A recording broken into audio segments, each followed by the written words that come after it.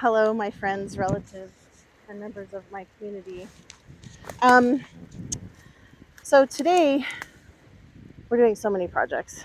It always just feels like there's never enough time to get done everything that we need to get done.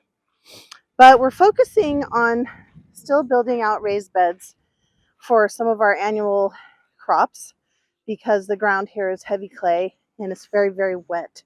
So we're using that as a strategy and kind of doing the hugel culture in our beds. But one of the things that we're focusing on are our mushrooms, and we're focusing on morel mushrooms. Until very recently, you could not get morel spawn to grow mushrooms at home. You couldn't get it commercially like you could other mushrooms that are easier to cultivate, like oyster mushrooms. Now, we had a very, very interesting experience, and I'll share a video of this here in a bit, where we accidentally grew morels in our container garden in California. So either the compost or some of the wood chips that we had used were infected. Imagine our delight coming out from our front door 5-10 feet into our driveway, which is where we grew most of our food because we had limited space. Imagine our delight at finding morel mushrooms. Some people hike for miles looking for these choice edibles. So we're going to try and replicate that experiment. We're going to see. We're going to build the beds how we did in California and sort of see if we can get the same results. The other thing that we want to share is some more of our compost techniques. So no food leaves this premises. We compost everything. So we do not throw any food into the landfill. And now with our biochar kiln, we can biochar our bones, our dog bones, um, and and then compost kitchen scraps in our gardens and in our compost piles. Later, when we add chickens to the system, they'll be part of our compost. But for now, it's just what we're doing. The other thing that's interesting is that we have overwintered some greens. Now, the winters here are pretty harsh. Lots of things die. There's a long dormancy period. But we have overwintered some greens. So that now that it's spring, it's just the beginning of spring here. We've been enjoying greens from the garden that overwintered, as well as starting to eat some of the wild greens that are coming in, like for instance, dandelions. We're getting ready to do harvest a dandelion flowers and make dandelion fritters. So we're going to go through some of this that we've been up to, and maybe you can get some ideas or some inspiration from some of our projects and some of the things that you can do, especially if you're in the Northeast or you're in a temperate climate, which can be challenging to say the least, because a lot of permaculture systems are designed for subtropical environments, which is not this. All right. All right, it's officially spring and our driveway garden is getting ready to harvest some things. And one of the neat things that I've shared before is that we got some infected wood chips where we just started growing morel mushrooms in our container gardens. So it's really fun, and we have a little patch down here, which you can kind of see. And so what we do is we harvest them as they get a certain size, and then we dry them in our dehydrator for later use so we can preserve them. And so one of the things I'm going to show you, the middle of the morel mushroom is hollow. It's one of the ways that you can tell that it is a morel. They are hollow. False morels are not hollow. So it's important to make sure whenever you're harvesting wild mushrooms that you know what you are doing and that you educate yourself. So yeah, you can see the inside is completely hollow. That's a hallmark of a morel. So we're going to harvest these guys up, and they're going to keep producing, which is amazing. They started producing in the backyard and moved to the front. and they're just spreading everywhere. So we don't have to go hiking and scouring the woods. We just have to come outside to our driveway.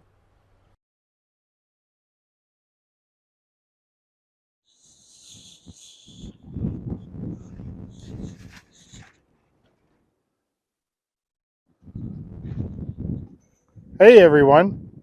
So we're working here. These are some new raised beds here in the hill. And we're going to do an experiment today. We're actually going to try to grow morel mushrooms in these beds and along the sides of them. We got another one over here.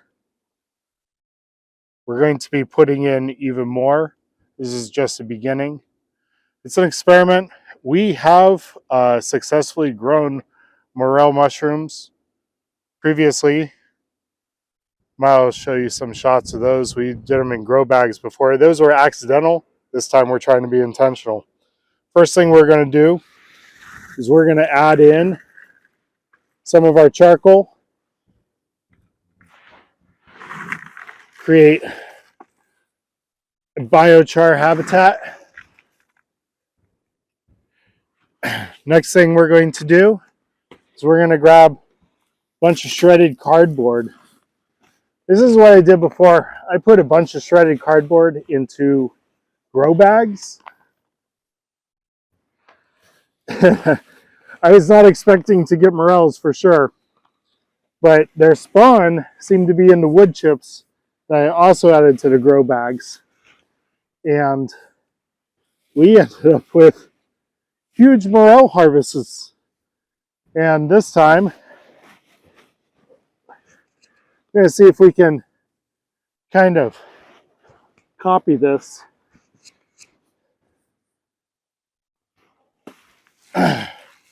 These we all do through a shredder.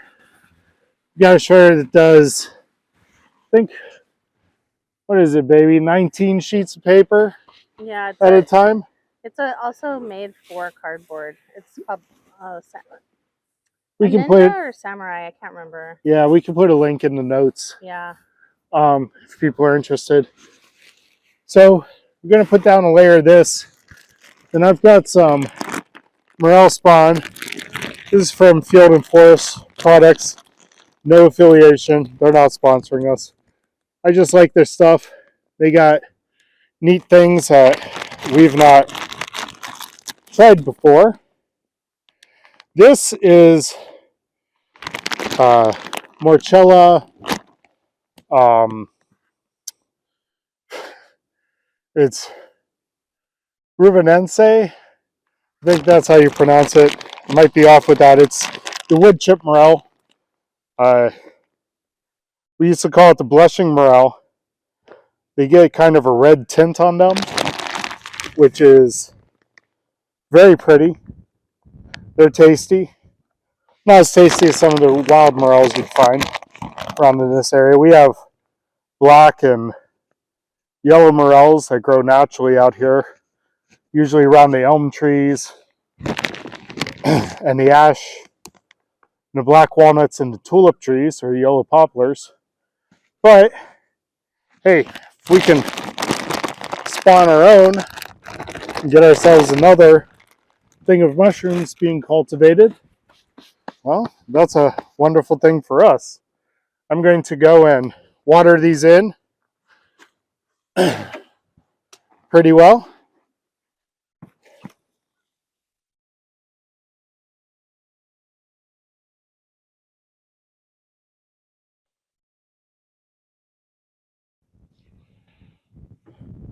Thing I've noticed about these wood chip morels, it's not just wood chips. They like to have soil with them as well. When we had them grow up before in our soil bags, I'd packed a bunch of cardboard and wood chips below them, trying to make like hugelculture soil bags, which are making kind of hugelculture beds here. And they definitely need that soil component. It can't just be wood. So some people will go and put these where they're in contact with the ground. I'm going to do a few of those on the side of this bed as well. But in this bed, I'm going to try to replicate what we accidentally did before. So get those down. Now I'm going to put down another layer of the Morels spawn. There's nothing like seeing your own mushrooms come up. Tell you what, when you get things really working, things really growing, it's pretty amazing. And of course, they're going to help out. They're going to help decompose this cardboard and this wood and get things moving. I'm going to put one more light layer of some cardboard down. All these cardboard shavings. A good way to use up those Amazon boxes. Yeah, for sure. I mean, better than putting them in the landfill for sure. Yeah. I mean, better to use your waste, make it work for you. Okay, now gonna put down some more water, wet this in. I'm glad it's a nice cool day, even kind of cold today, but that's okay because it'll help the spawn out, keeping it nice and cool, better than hot sun on it for sure.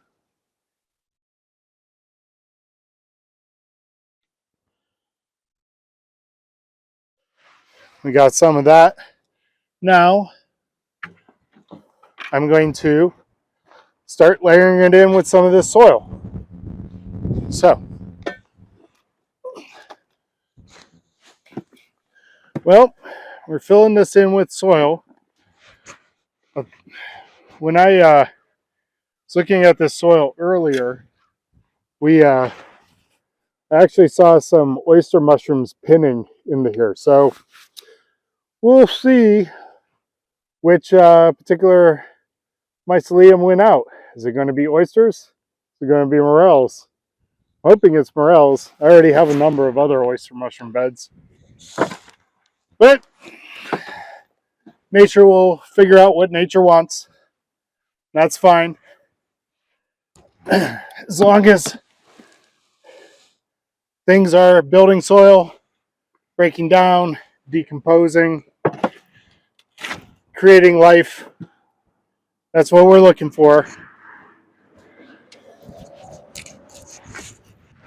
So, in order to hedge our bets, we're going to come along here at the base.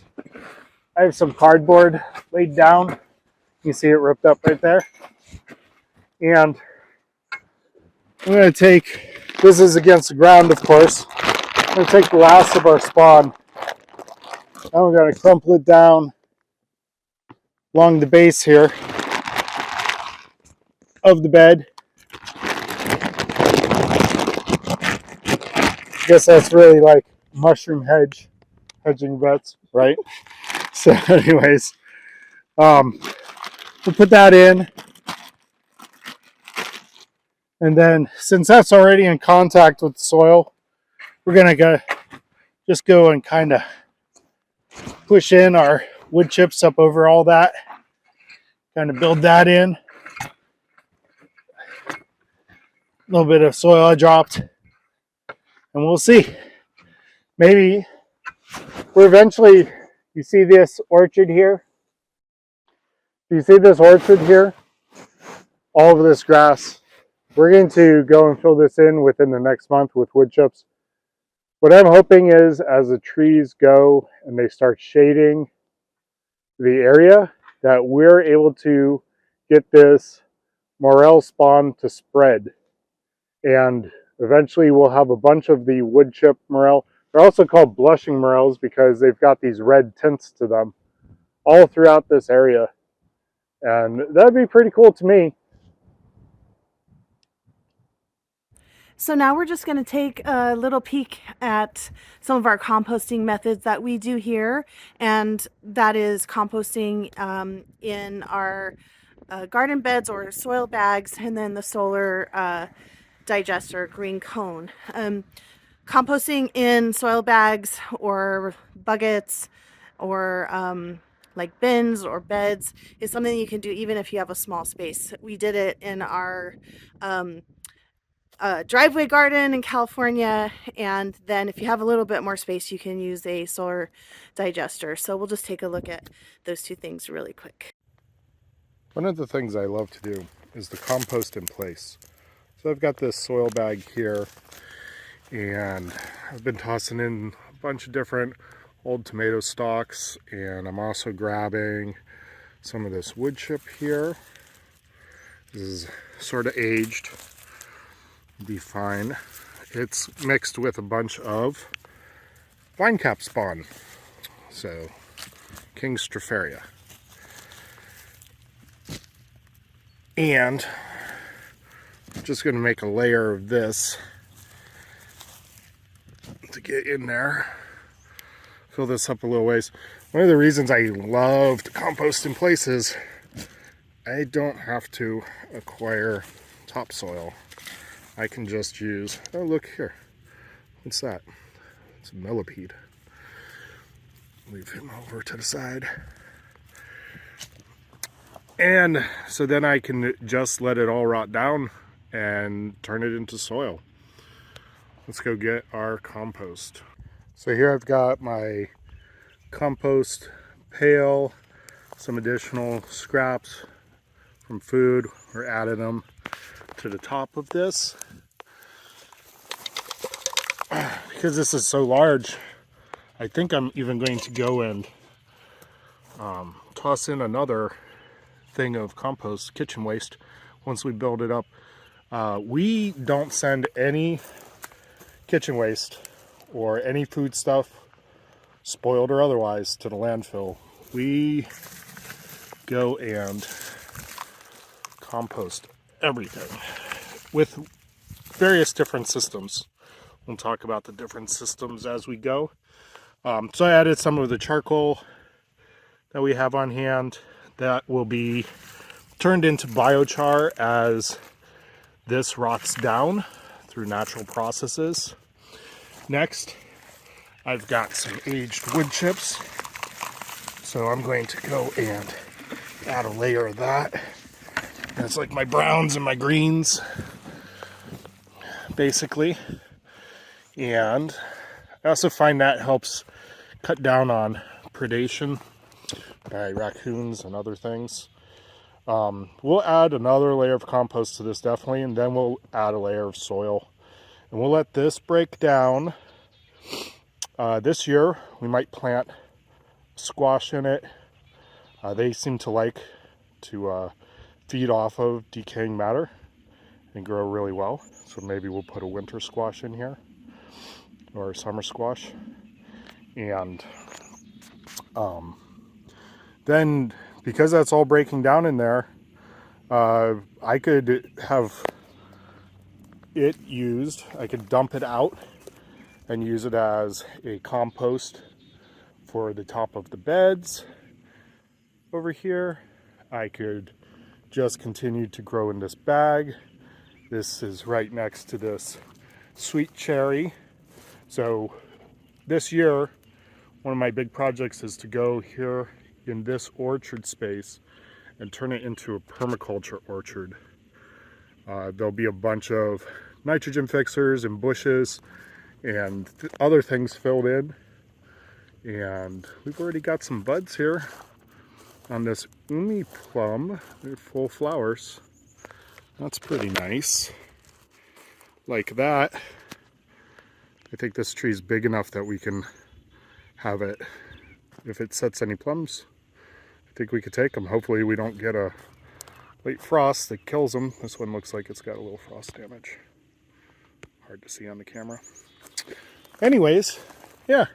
So this is one of the different composting styles I use. I love composting in place. You just put down your waste and cover it with soil and let the earthworms crawl up and do their thing. And they'll eat through that, and they'll leave behind beautiful worm castings. It'll enrich the soil. This charcoal will become biochar. It will get charged by all those wonderful bacteria and fungal growth in here. We've got the wine cap spawn in there that's going to pop up through here. I think I'm going to even throw down a little more wood chip. And that's going to be pretty awesome of a fertility bag there.